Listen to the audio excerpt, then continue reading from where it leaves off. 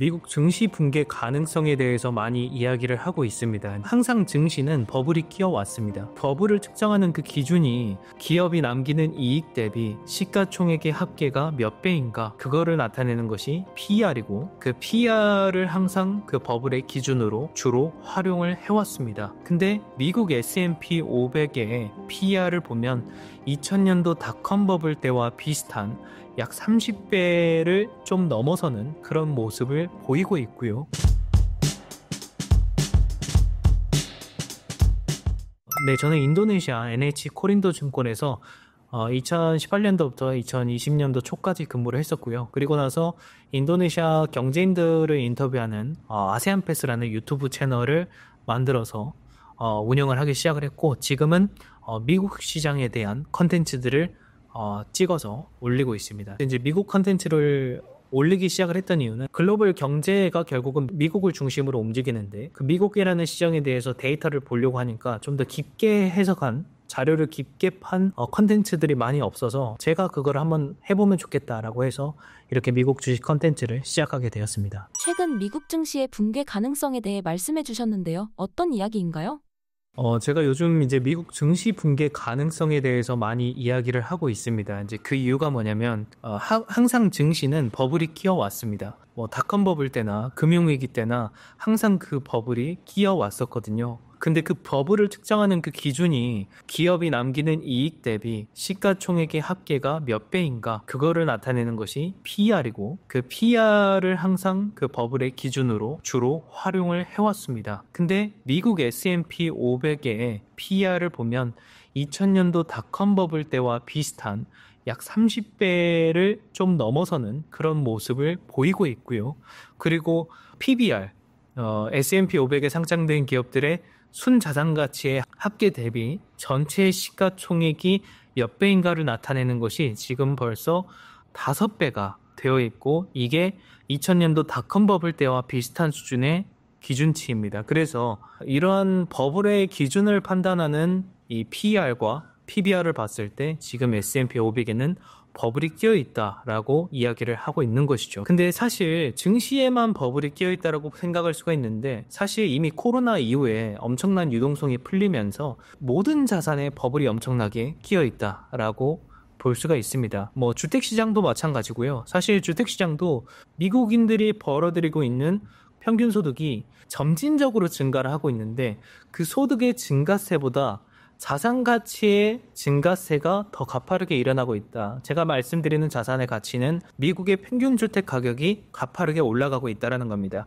그러면서 미국 사람들이 평균적으로 벌어들이는 소득 대비 미국 사람들이 평균적으로 구매하는 주택 가격의 평균 가격의 괴리가, 그 멀티플이 점점 벌어지고 있다는 겁니다. 그래서 점차 시간이 가면 갈수록 미국인들의 평균 소득으로는 평균 주택의 가격조차 내기 힘들어질 정도의 배수가 붙고 있다는 이야기고요. 그만큼 본인의 순자산이 아니라 남의 자금을 가져와서 대출을 빌려서 더 비싼 집을 사야 되는 이런 상황이 되는 거고, 이런 버블이 문제가 터지는 시점은 이 부채로 나가는 비용, 즉 이자가, 은행에 내야 되는 이자가, 부채에 대한 이자가 급격하게 증가하는 시점이 리스크가 극대화되는 시점이라고 봅니다. 저는 그게 지금이라고 보고 있고, 그래서 과거부터 고금리 장기화로 가는 시점, 닷컴 버블 그 시점이라든지 2007, 8년도라든지 이때를 보면은 거의 5%에 달하는 고금리를 오랫동안 유지하는 모습들이 나왔고,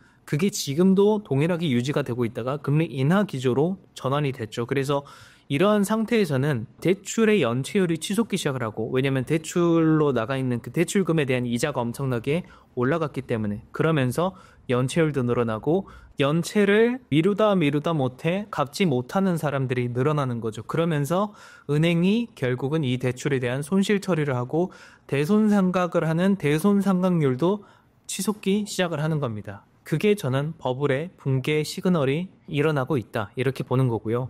그리고 특히 증시의 경우에는 끝없이 오를 것 같아 보이지만 항상 그 버블은 꺼져 왔습니다. 미국 증시의 불안을 나타내는 신호들은 무엇인가요? 간단하게 정리를 하자면, 아까 말씀드린 것처럼 첫 번째, 미국 S&P 500의 PER이 2000년도 닷컴 버블과 비슷한 수준까지 올라와 있다. 그게 첫 번째고, 사실 S&P 500만 볼 게 아니라 그 양자라든지 그런 테마 기업들의 멀티플이 또 궁금하실 수가 있어요. 왜냐면 그게 새로운 트렌드로 지금 떠오르고 있으니까. 근데 그런 기업들을 보면 리게팅 컴퓨터나 아이온큐 다른 기업들을 보면은 이익은 없고 보통 이익이 마이너스가 크게 나고 있고 매출은 뭐 100억에서 300억 정도로 왔다 갔다 하는 그런 기업들인데 시가총액은 뭐 4조, 뭐 6조, 10조 뭐 이렇게 되는 모습들이 나타나고 있고 매출 대비 기업의 가치만 보더라도 200에서 400배까지 나오는 그런 상태입니다. 그만큼 매출 대비 기업의 시가총액이 200에서 400배까지 나온다는 것은 더할 나위 없는 버블이라고 생각을 하고요. 왜냐하면 기업이 이익을 크게 남겨내고 있는 그런 상황도 아니고 이익의 성장률이 급격하게 올라가고 있는 그런 상황도 아닌데 이게 앞으로 미래가 될 거라는 테마적인 기대감에 의해서 주가가 미친 듯이 올라가는 거거든요. 그렇게 됐을 때는 자연스럽게 버블이 터진다라고 생각을 합니다. 끝없이 올라가는 이런 기업들 같은 경우에는 테마만 있는 경우에는 어느 순간 이거를 더 이상 받쳐주지 못하는 경우가 있어요. 그리고 여러분들이 생각하셔야 될 게 미국의 대형주들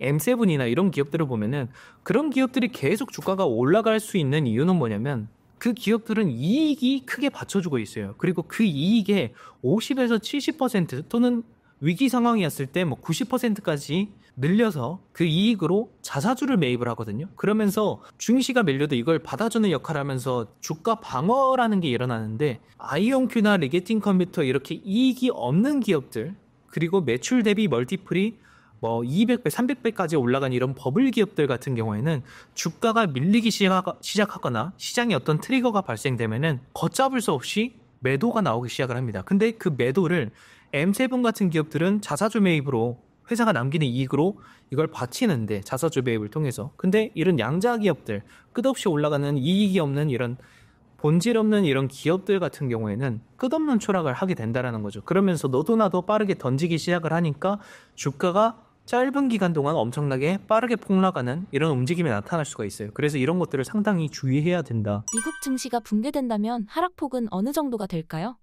사실 이거는 제가 감히 시장을 예측해서 말씀드리기는 어렵지만 개인적인 의견을 말씀을 드리자면은 닷컴 버블이나 금융위기 때 당시에 주가 하락률을 보면은 한 50% 정도 이렇게 밀리더라 고점 대비 이런 움직임들이 나타났었고 조정 기간은 한 1년에서 2년까지도 볼 수 있을 것 같습니다. 그래서 이번에도 만약에 버블이 꺼지기 시작을 한다면 그 정도의 조정이 나올 거라고 보고 있고 양자 기업들 같은 경우에는 특히 이익이라는 것 자체가 없고 그래서 자사주를 매입하면서 주가 방어 자체가 불가능한 테마성 종목들이기 때문에 이런 기업들은 뭐 70에서 뭐 80, 90%까지 하락할 수 있다라고 저는 생각을 합니다. 그런 부분을 주의하셔야 되지 않을까. 그래서 지금과 같이 버블이 잔뜩 낀 상황에서는 그런 부분을 주의하셔서 어느 정도의 원금 회수를 해두는 게 안전하지 않을까 이렇게 생각을 하는 거죠. 만약 미국 증시가 붕괴된다면 그 트리거는 무엇이 될까요?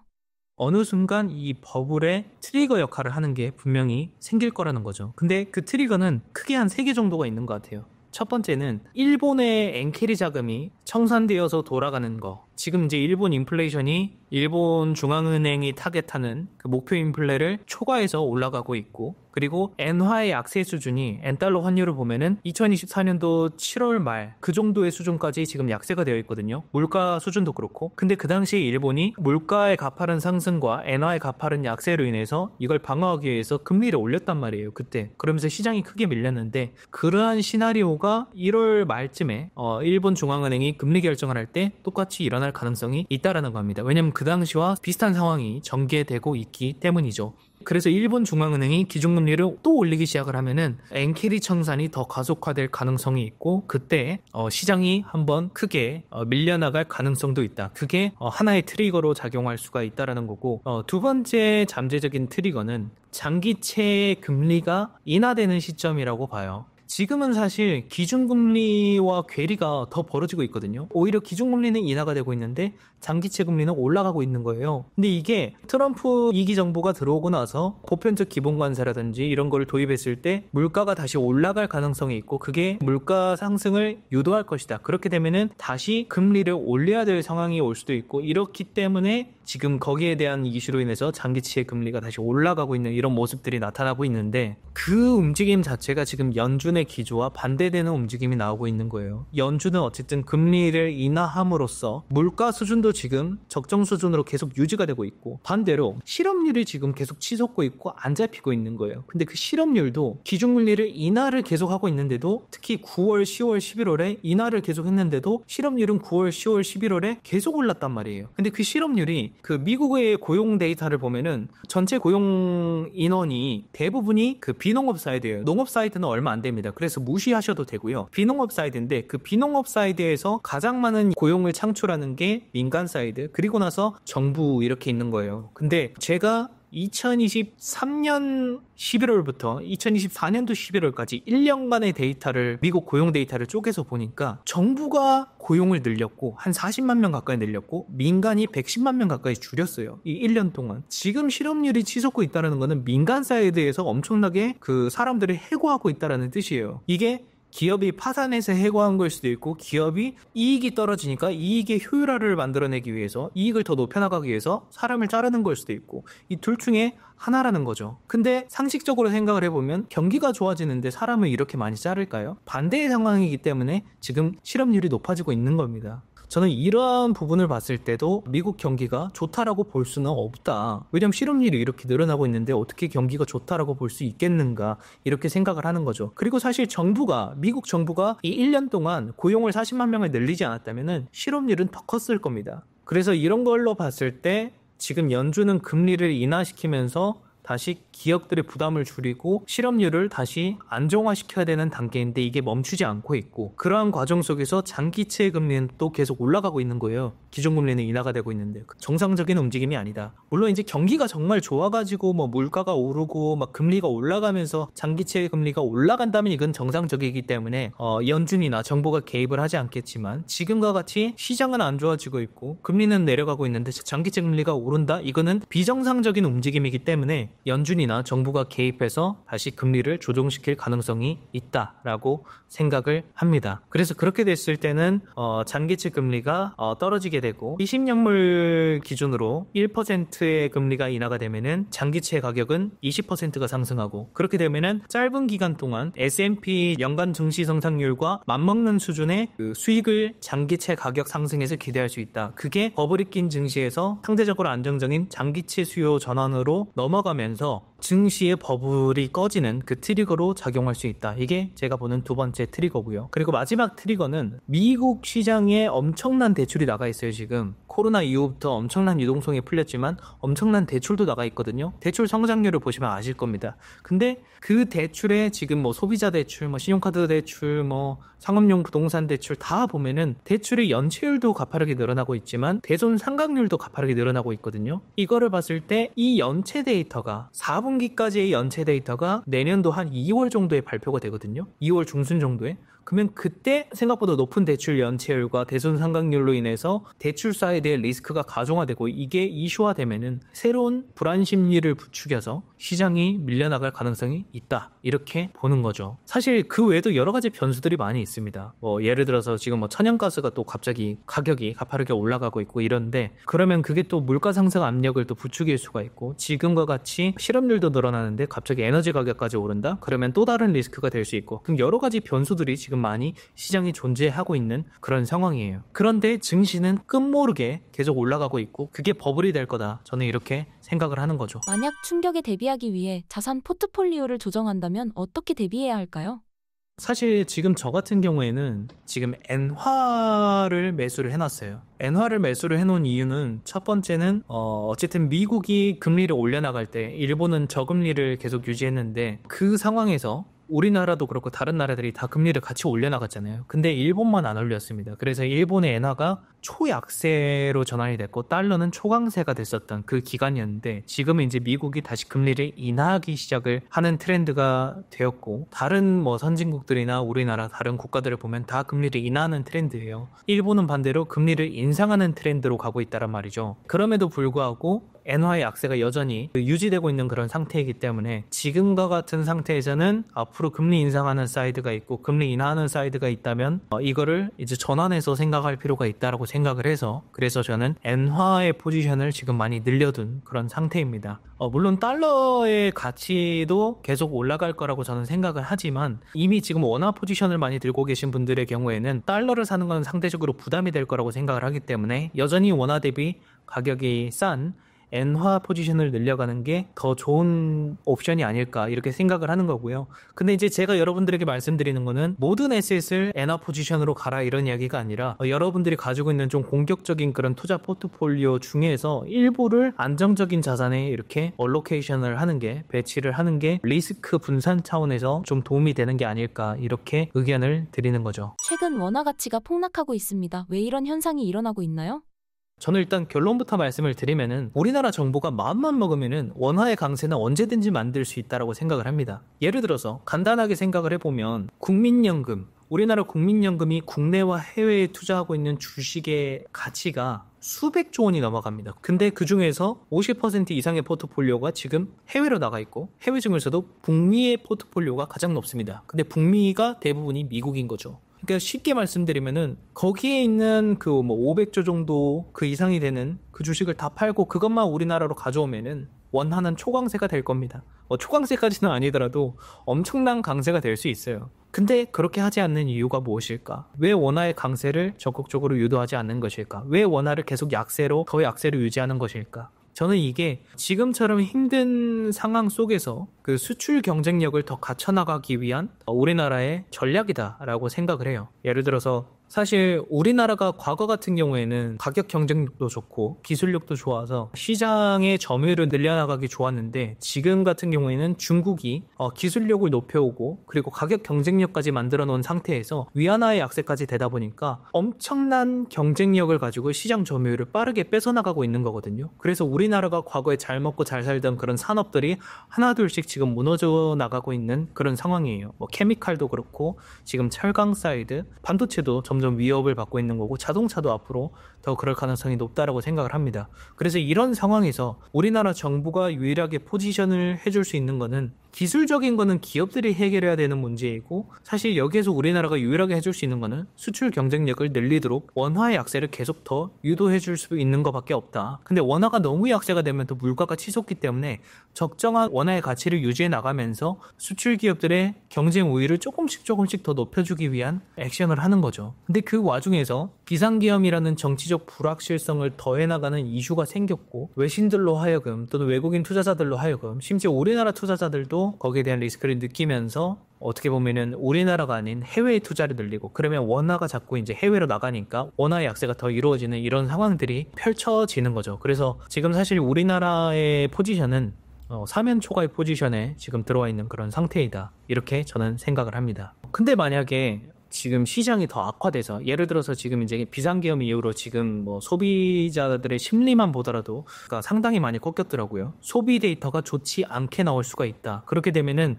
경제 성장률에도 영향을 미칠 것이고 사실 자영업자 비중이 거의 한 500만 명 이상이 되는 그런 우리나라의 포지션에서 상당히 자영업자들도 어려움을 겪을 가능성이 높다. 이렇게 저는 생각을 하는 거죠. 원화 가치 붕괴로 인해 벌어질 수 있는 최악의 시나리오는 무엇인가요?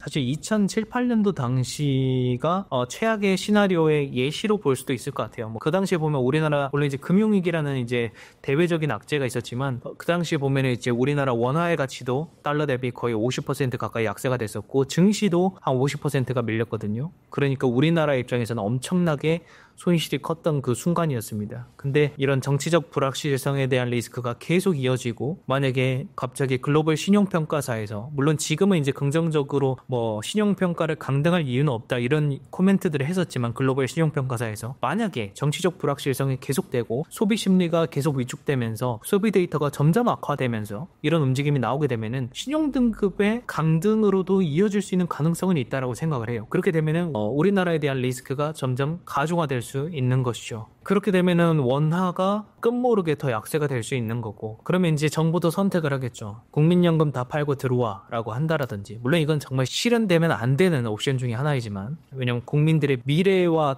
관련된 부분이기 때문에, 어쨌든 정부가 그러면 외환보유고 안에서 이 환율을 컨트롤한다라고 했을 때, 지금 외환보유고만 보더라도 장단기 외채 규모가 외환보유고보다 훨씬 커져 있는 상태이고, 외환보유고의 한 30% 정도에 되는 규모가 지금 단기 외차라는 거죠. 그래서 지금과 같이 원화의 가치가 약세가 되는데, 지금의 원화 약세 추세에서 갑자기 가파른 원화 약세가 되고 원화 가치의 붕괴 시나리오가 전개가 된다면, 그때는 우리나라의 물가도 치솟을 것이고, 그러면 소비자들의 소비 심리도 더 악화가 될 것이고, 근데 그런 상황이 비상계엄 이후에 현재의 불확실성이 가득한 정치적 상황까지 맞물리게 되면은 상당히 큰 리스크로 작용을 할 가능성이 있다, 이렇게 보는 거죠. 언제쯤 환율이 다시 정상화가 될까요?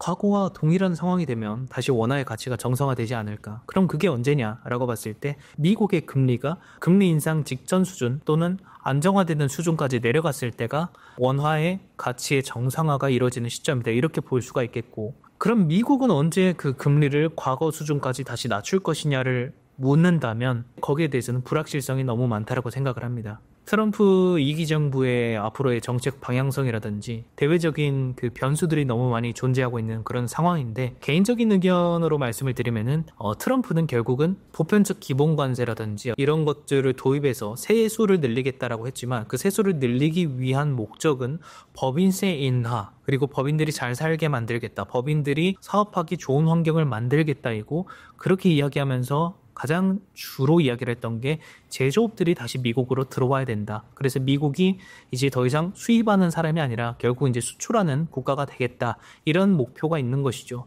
그렇게 되면은 사실 제조업이 일자리 창출을 단일 사업체에서 가장 많이 하는 섹터이기 때문에, 제조업들이 많이 들어온다라는 거는 일자리 창출이 엄청나게 늘어나게 된다라는 거고, 그렇게 되면은 미국의 입장에서 지금 미국 전체 세수의 30% 정도가 뭐 급여세라든지 이런 근로자들이 지불하는 세금인데, 그 세금 사이드를, 세수 사이드를 더 늘려나갈 수 있는 그 환경이 만들어질 수 있는 거죠. 그러면은 미국은 결국은 이러한 구조를 위해서 제조업들이나 일자리 창출을 많이 할 수 있는 환경들을 계속 유도하게 될 것이고, 그러려면은 제조업들이 많이 들어와야 되는데, 제조업들이 많이 오게끔 만들려면은 보편적 관세는 미국에 팔 때 10% 플러스가 된다, 이런 개념이라면 미국에만 팔지 말고 미국에서 또 수출까지 해라 라는 옵션까지 더해 가려면은 결국은 달러의 가치가 약세가 돼야 됩니다. 그래야지 달러가 약세가 되고 다른 통화들이 상대적인 강세로 전환이 돼야지 미국 기업들을, 미국 제조업들이 수출 경쟁력이라는 게 생겨서 수출하는 국가가 될 수가 있는 거라고 생각을 해요. 그래서 트럼프가 그런 이야기를 했잖아요. 2024년도 4월 달 정도에 내가 대통령으로 재집권을 하게 되면은 일본의 엔화 강세를 유도하겠다, 제2의 플라자 합의를 하겠다라고 이야기를 했던 게, 사실 일본이나 중국, 미국의 주요 무역국들을 보면은 전부 다 통화의 약세를 유도하고 있거든요. 그러다 보니까 그 통화를 약세하는 일본이나 중국 같은 데다가 제조업 투자가 많이 일어나지 미국으로 안 온다라는 거예요. 그리고 차라리 일본이나 중국에다 제조 공장 지어서 그걸로 엔화나 위안화가 싸니까 그걸로 더 경쟁력을 갖춰서 더 많은 수출을 미국에 하겠다. 그러니까 미국이 무역수지 적자가 계속 나는 거죠. 그래서 이 구조 자체를 바꾸겠다라는 게 이제 트럼프의 의견이고, 그래서 트럼프가 달러의 가치 약세를 유도할 가능성이 있지 않느냐, 저는 이렇게 생각을 합니다. 그래서 개인적인 생각을 이야기를 드리자면, 트럼프가 바라는 아름다운 그림은 달러의 약세, 보편적 기본관세 도입을 통한 미국 우선적인 무역 정책을 펼치면서 동시에 많은 제조업들을 불러일으켜서 미국으로, 그래서 일자리 창출을 늘리고 세수 사이드, 급여세 사이드의 세수를 늘리고, 또 이 사람들이 소비 지출을 하면서 소비 환경도 더 개선시켜주는 이런 환경을 만들어 나가는 게 트럼프의 궁극적인 목표가 아닐까, 이렇게 저는 제 개인적인 생각을 하고 있습니다. 그래서 원화의 환율이 정상화되는 그 시점은 트럼프 2기가 들어오고 나서 이제 얼마나 빠르게 제가 방금 말씀드린 그 이야기를 실현하는지, 그리고 이대로 실현을 하는지 아니면은 다른 방향으로 그 시나리오가 전개될지에 따라서 그 원화가 정상화되는 시점이 달라질 것이다, 저는 이렇게 생각을 하는 거죠. 최근 한국 경제의 위기를 말씀하시는 분들이 많은데요. 어떤 내용인가요? 주식시장도 있지만 우리나라 지금 가계대출이 엄청나게 커져 있는 상태에서 경기까지 안 좋아진다면은 가계대출에 대한 뇌관이 터질 수도 있는 그런 이슈가 되지 않나 이런 이야기들도 나오고 있고, 그리고 주식시장 같은 경우에는 지금 살아나지 못하고 있는 움직임이 나오고 있는데, 그 살아나지 못한 가장 큰 이유는 사실 그 상법 개정이 안 됐다 이런 이야기도 있었고, 그래서 주주들이 사실 약간 호구가 되는 이런 그 주식시장의 환경이 지금 우리나라 주식시장이라는 거죠. 예를 들어서 앞으로 잘 될 것 같은 기업에 내가 투자를 했는데 그 기업의 일부 부서를 물적 분할을 해가지고 새로 상장을 시킨다라든지, 그래서 나의 주주 가치가 훼손이 된다라든지 이런 것들이 너무 빈번하게 일어나고 있고, 사실 주주 가치의 제고를 위해서 적극적인 자사주 매입이나 배당을 크게 늘려나가면서 주가를 방어하려는 움직임도 사실 미국처럼 나오고 있지 않다. 그래서 미국 시장이 저 정도로 계속 우상향할 수 있는 거를 보면은, 미국 그 애플이나 이런 기업들, 맥도날드나 뭐 치폴레 이런 기업들 보잖아요. 남기는 영업이익의 50에서 70%까지 자사주 매입을 합니다. 그리고 시장이 안 좋아져서 그 주가가 크게 밀리면은 90% 또는 대출까지 끌어들여서 그 영업이익의 100% 이상까지 이거를 자사주 매입을 하면서 주가를 방어하고 주주의 가치를 고려해 주거든요. 그런 것들이 다르기 때문에 우리나라는 주식시장도 계속 다운이 되고 있고 그런 상황이 나온 거죠. 근데 거기다가 지금 이제 비상계엄 이후에 지금 소비 심리도 계속 위축되고 있고, 거기다가 지금 중국이 막대한 경쟁력을 갖추고 우리나라의 핵심 산업들을 하나둘씩 뺏어가고 있는 상태이거든요. 그만큼 기술력도 올라왔고 가격 경쟁력도 엄청나게 커져 있는 상태에서 글로벌 시장 점유율까지 뺏어나가다 보니까 우리나라 기업들이 잘 먹고 잘 살던 그런 포지션에서 지금 상당히 어려워진 포지션으로 되고 있고, 그러면 자연스럽게 고용도 줄여들 수 있는 게 아니냐. 그렇게 되면은 경기가 더 안 좋아질 수 있는 경기 하방 압력이 더 커진다 이렇게 생각을 하는 거죠. 그래서 우리나라의 위기를 특정 하나를 언급하면서 설명하기는 어렵고 여러 가지 변수들이 많이 존재하기 때문에 제가 방금 말씀드린 것들을 참조하셔서 우리나라의 위기를 판단해 보는 게 좋을 것 같다, 이렇게 의견을 정리할 수 있을 것 같습니다. 최상목 부총리는 경기 침체 진입 가능성에 대해 너무 과도한 우려라는 입장을 표했는데 내년 경제 어떻게 전망하시나요?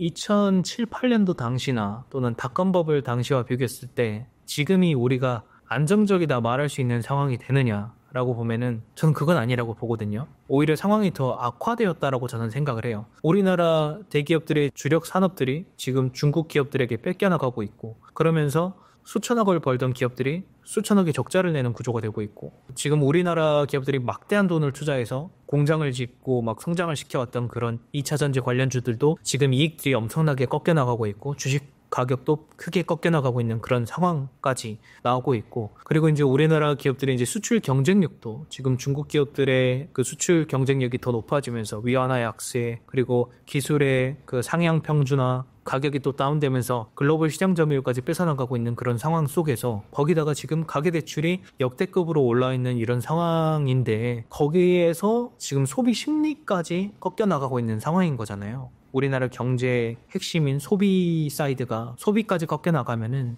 사실 이게 과연 안전한 경제 상황이다라고 이야기를 할 수 있는가 라고 묻는다면 저는 아니라고 생각을 합니다. 그리고 이제 환율적인 부분도 상당히 중요한데, 우리나라 정부에서는 상당히 이제 안정적인 부분을 언급하고 시장의 과도한 위험 해석을 좀 완화시켜야 되는 그런 입장이 있습니다. 근데 이제 실제로 데이터적으로만 봤을 때도 부채가 역대급으로 과도하게 형성이 되어 있고, 그리고 이제 자영업자들의 그런 감소 추세도 가파르게 나오고 있고, 동시에 소비 심리도 지금 위축되어서 꺾여 있고, 그리고 이제 우리나라 메이저 기업들 뭐 롯데라든지 많은 기업들이 실적이 크게 다운되고 있는 모습들이 나타나고 있기 때문에 이것만 봤을 때 경기 침체를 과도한 해석이다라고 보기에는 경기 침체 가능성도 충분히 있다라고 이제 보는 것이죠. 그냥 간단하게 생각을 했을 때 사람들이 이제 소비를 안 하려고 하고, 소비 심리가 크게 꺾였잖아요 이번에.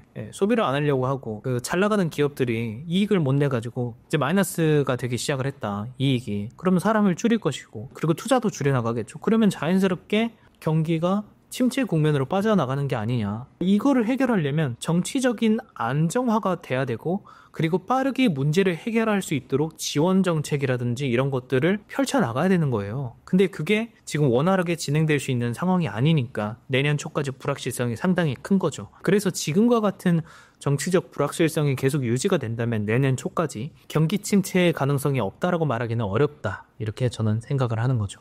2024년 한국 증시는 최악의 한 해를 보냈습니다. 어떤 이유 때문인가요? 2024년도에 한국 증시가 최악의 해를 보냈던 이유는 크게 두 가지인 것 같습니다. 2차 전지가 급격하게 성장하던 그 시점에 큰 돈을 물렸던 사람들이 많았었죠. 버블이 꺼지니까. 그래서 투자 심리가 크게 위축된 부분도 있었고, 그리고 이제 미국의 이런 선진화된 기업들과 다르게 뭐 자사주를 적극적으로 매입해서 주가를 방어한다라든지 이런 움직임들이 우리나라 기업들에서는 좀 쉽게 찾아보기는 어려운 것 같아요. 자사주를 매입하더라도 정말 크지 않은 정도의 금액만 잠깐 매수를 한다라든지 이런 모습이 나온다라고 생각을 하고, 주주들이 믿고 투자한 기업인데 갑자기 뭐 물적 분할을 한다라든지 그 분할한 기업으로 새로 상장을 시킨다라든지 뭔가 이렇게 기업 입장에서는 자금을 조달을 하고 뭔가 성장해 나가기에는 상당히 그 자본시장의 환경이었으나, 그런 걸로 인해서 주주들의 가치가 계속 훼손이 되다 보니까 주주들은 거기에 대한 신뢰를 잃고 오히려 미국 같은 기업, 남기는 이익의 대부분을 자사주 매입이나 주주 환원 정책에 쓰는 이런 기업들에 투자를 하면은 어쨌든 가만히 있어도 우상향은 계속 가니까 이렇게 판단을 한 거라고 생각을 합니다. 예, 그래서 사실 미국 시장에 나가 있는 그 해외 투자 금액의 변화를 보면은 가파르게 이렇게 증가를 하는 모습들이 나오고 있더라고요. 그래서 그런 것만 보더라도 우리나라 투자자들의 심리를 볼 수 있다라고 보고 있고, 심지어 국민연금마저 전체 주식 투자 포트폴리오의 대부분이 미국 시장에 나가 있는 거잖아요. 예, 그것만 보더라도 충분히 알 수 있다라고 생각을 합니다. 사실 뭐 인도네시아라든지 이런 개발도상국 국가들의 국민연금 투자 포트폴리오를 보면은 해외 주식을 아예 못 가지고 있어요. 이런 그 개발도상국 국가들은 통화의 안정성이라든지 자국의 증시 활성화, 안정성을 위해서 인도네시아 내에서만 투자를 할 수 있게끔 되어 있거든요. 그리고 그 중에서도 인도네시아 국채 비중이 상당히 높고, 그 다음에는 뭐 주식시장 뭐 이렇게 그 정도로 자국에만 투자를 하게 합니다. 그 자국의 주식시장이나 자국의 환이 불안정한 그런 국가에서는. 우리나라 같은 경우에는 가지고 있는 전체 그 국민연금 주식 포트폴리오 중에서 대부분이 미국으로 나가 있는 거잖아요. 근데 왜 나가겠어요? 우리나라 주식시장이 그만큼 매력이 없는 상황이기 때문에, 그리고 국민연금이라는 것은 결국 국민들의 미래를 보장해야 되는 수단이기 때문에 그 관점에서도 미국 시장이 압도적으로 좋다라고 판단을 했겠죠. 그래서 지금 미국 시장에 나가 있는 거고, 그러니까 이제 외국인들이 그러잖아요. 너네도 너네 시장 안 사는데 왜 우리한테 너네 시장 사라고 하냐, 이제 이런 이야기가 들려오는 거죠. 예, 그래서 사실 2024년도 대한민국의 주식시장이 최악의 해를 보냈다, 이렇게 생각을 합니다. 거기다가 지금 이제 비상계엄 이후에 정치적 불확실성까지 더해졌으니까 더할 나위 없는 상황이었다라고 보고 있고, 그리고 이제 원화 가치의 약세가 투자자들로 하여금 더 기대치를 다운시켰던 부분이 있다라고 생각을 하고요. 왜냐하면 달러를 바꿔가지고 원화를 투자를 했는데 원화 가치가 엄청나게 약세가 되면은 뭐 비상계엄이나 이런 이슈로 인해서 그러면 주식시장도 밀리는데 원화 가치까지 밀려버리니까 손실이 배가 되는 거죠. 그래서 이렇게 불확실성이 높은 상황에서는 외국인들도 접근하기 쉽지 않을 것이다, 이렇게 보는 겁니다. 그래서 계엄령 선포 이후만 보더라도 이제 우리나라 주식시장도 많이 밀렸다가 다시 이제 반등을 하긴 했는데, 어쨌든 원화 가치가 크게 약세가 됐었고, 그리고 계엄령 전만 하더라도 외국인들이 계속 뭐 삼성전자나 이런 거를 보면은 외국인 지분율이 계속 떨어지고 있었거든요. 외국인 보유율이. 외국인들조차도 우리나라가 아니라 지금 뭐 미국이라든지 다른 국가에 오히려 더 관심을 갖고 있는 것이다 라고 보고 있습니다. 그리고 특히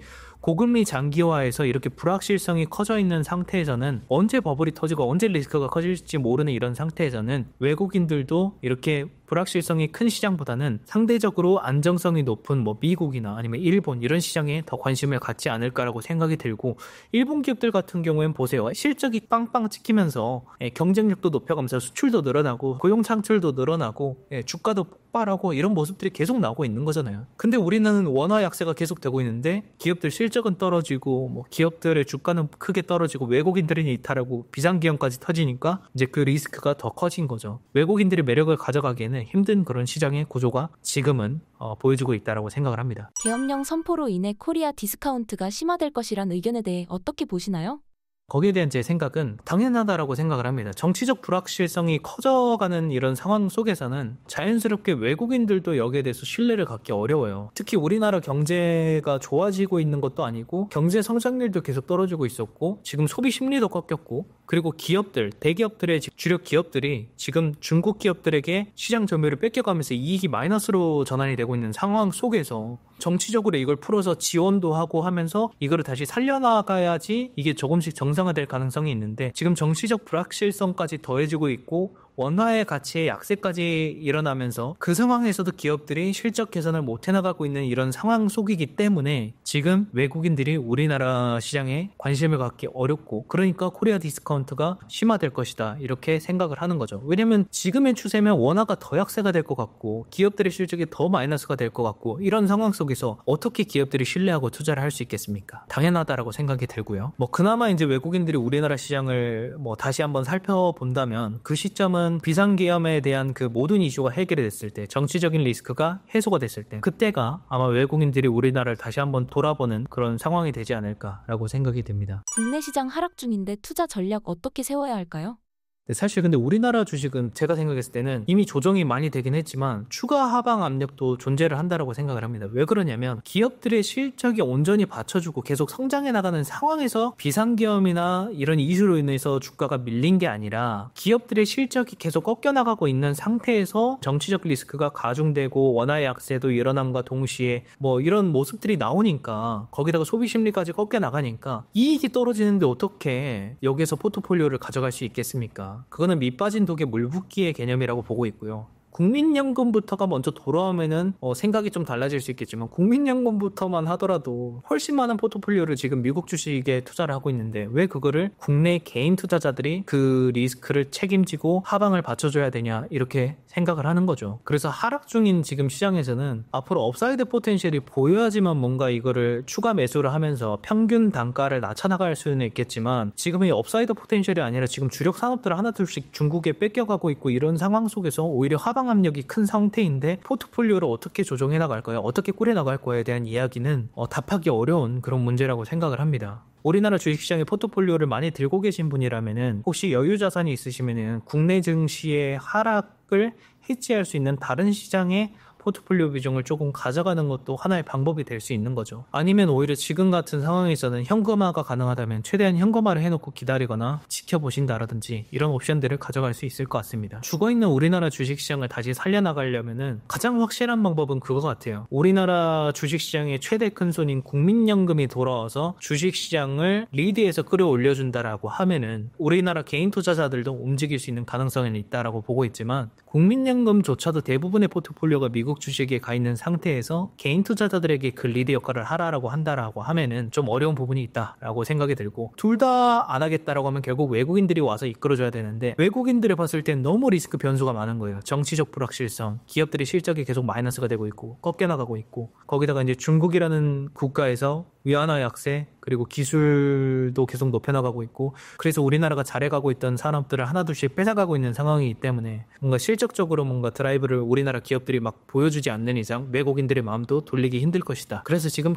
상당히 사면초가인 그런 상황인 거라고 생각을 합니다. 우리나라는. 그래서 지금 우리나라 같은 경우에는 정치적 불확실성부터 먼저 해소가 되어야지, 지금 현재 우리나라 상황이 이러니까 이런 전략을 펼쳐나갑시다라는 그런 그 정치적 합의가 되고 그게 실행이 되고, 그게 이제 부족한 산업에 대한 지원을 한다라든지 뭔가 이런 움직임들이 나오면서 하나둘씩 정상화가 될 수가 있는데, 지금 구조적으로 그게 어려운 상황이다라고 저는 보여지고요. 국내 시장에 관심이 있는 분들을 위해 저점 매수 기회, 유망한 섹터는 어떤 게 있을까요?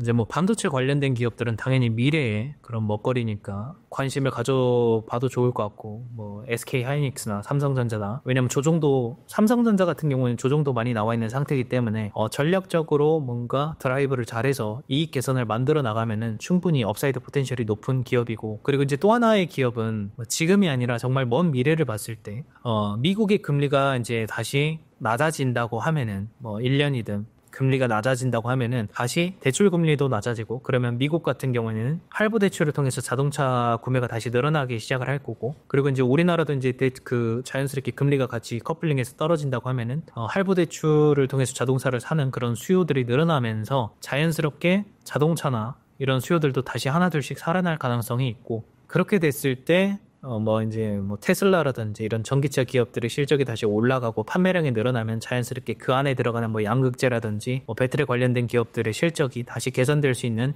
여력이 있겠죠. 그래서 그런 관련된 기업들이 조정이 많이 되어 있는 상태이니까 저점 매수라고도 볼 수가 있겠지만, 그것만 보고 이걸 투자하기에는 리스크도 분명 존재한다. 왜냐하면 이미 시장 자체가 치킨 게임으로 오랫동안 이어졌기 때문에 이 기업들이 이익을 계속 높여나가기가 가능할 것인지는 확인하기가 어려울 수가 있어요. 그렇기 때문에 포스코 홀딩스 같이 배터리 관련된 테마도 있지만 뭔가 철강 관련된 테마, 그러니까 경기가 침체 국면에 들어갔다가 다시 살아날 때 자연스럽게 철강 수요가 급격하게 늘어나잖아요. 특히 이제 건설이나 인프라 개발을 많이 하면은 그 철강 수요가 급격하게 늘어나는데, 이제 그럴 때 이제 전통적인 비즈니스로 이익을 또 만들어내 나가면서 배터리 기업의 이제 나중에 금리가 떨어졌을 때 잠재적인 성장까지 본다라고 하면은 뭐 이런 포트폴리오로 구성된 기업들도 하나의 괜찮은 접근 옵션이 될 수 있지 않을까, 이렇게 생각을 하는 거죠. 그리고 앞으로 그 전쟁이 끝나고 나면은, 러시아나 우크라이나 이런 전쟁들이 끝나고 나면은 그거를 다시 재건해야 되고, 재건하는 데도 뭐 1,000조 원 이상의 그 비용이 들어간다고 하고, 거기에 인프라나 건설 같은 경우에는 전체 글로벌 철강 수요의 한 40~50%를 차지하는 메인이기 때문에, 그렇게 된다고 하면은 앞으로 철강 수요가 더 늘어날 가능성이 있다. 그래서 이제 그렇게 봤을 때 이제 포스코 홀딩스도 괜찮은 옵션이라고 볼 수가 있겠죠. 지금은 아니지만 나중에 이제 시장의 조정이 좀 더 나오고 시장이 점점 침체로 빠져간다, 그래가지고 이제 주가가 많이 조정이 나오면은 그때 되면은 뭐 한 번쯤 고려해 볼 수 있지 않을까, 이렇게는 생각을 합니다. 상법 개정에 대한 이야기가 계속되고 있는데 어떻게 생각하시나요? 뭐 이런 모든 문제들을 해결해 나가려면은 이제 정치적인 불확실성도 해결이 돼야 되지만, 이제 아까 말씀드린 것처럼 미국이라는 시장에 대해서는 주주 가치를 정말 중요하게 생각하는 시장이기 때문에, 우리나라도 주주 가치를 제고하고 주주 가치를 높여나가기 위해서는 이렇게 상법 개정이 저는 필요하다라고 생각을 합니다. 기업들의 입장에서는 편하고 자금 조달을 하기에는 정말 좋은 환경이긴 하지만 지금이, 근데 상법 개정을 하면 이게 좀 어려워질 수가 있어요. 뭐 하나 할 때마다 계속 브레이크가 걸리고 할 수가 있는데, 그럼에도 불구하고 이 자본시장의 선진화를 위해서는 상법 개정이 필요하다라고는 생각을 합니다. 그래야지만 주식 뭐 갑자기 뭐 물적 분할을 해가지고 주주가치 훼손이 된다라든지 이런 것들을 어느 정도 방어해 나갈 수는 있겠죠. 근데 중요한 거는 이런 것도 어떤 정책이 나왔을 때 그게 실행이 되고 제대로 이행이 되는지, 그리고 거기에 대해서 편법을 활용해서 빠져나가고 있지는 않은지, 그러면서 이게 흐지부지 되고 있는 건 아닌지, 이런 것들의 체크가 계속 이루어져야 되고, 그거에 따른 주주들의 반응, 투자자들은 어떻게 생각을 하는가, 외국인 투자자는 어떻게 생각하는지, 이런 것들은 수급으로도 확인할 수 있다고 생각을 하기 때문에 어쨌든 이건 좀 시간을 두고 지켜봐야 될 문제라고 생각을 합니다. 코리아 디스카운트 해소를 위한 밸류업 프로그램에도 차질이 있을 것으로 보이는데 어떤가요? 그래서 지금 같은 상황에서는 뭐 이제 아까 말씀드린 것처럼 너무 변수가 많아요. 주식시장을 가치를 다시 끌어올리려면은 개인이 이끌어주든지 외국인이 이끌어주든지 기관들이 이끌어줘야 되는데, 뭐 기관 중에서 뭐 대표적으로 이제 국민연금도 있을 거고, 근데 국민연금도 지금 미국으로 나가 있죠, 대부분. 그리고 이제 외국인들도 정치적 불확실성이나 기업들의 실적 사이드 이런 것들을 보면서 투자를 지금 망설이고 있고 오히려 비중을 많이 줄였죠. 그리고 우리나라 개인들도 지금 다 미장가 있거나 우리나라 시장에 대한 부정적인 부분이 많기 때문에 어느 한쪽의 그런 수요를 일단 살려나가야지만 밸류업 프로그램이 정상적으로 작동을 한다라고 생각을 해요. 애매한 정도의 수요 증가로는 이 밸류 프로그램이 크게 의미가 있진 않다, 이렇게 생각을 하고, 이거를 제대로 끌어올리기 위해서는 하나의 큰 축이 이 시장을 잡고 끌어올려줘야 된다라고 생각을 하고, 그게 외국인이 될지 뭐 국민연금이 될지 뭐 이런 것들은 지켜봐야 된다라고 생각을 합니다. 근데 그에 앞서서 그 모든 거에 대한 전제는 지금 정치적 불확실성이 해소되어야지만 그 다음에 뭐 의사결정을 하든 뭐 정책적인 드라이브를 걸든 할 수가 있다라는 거죠.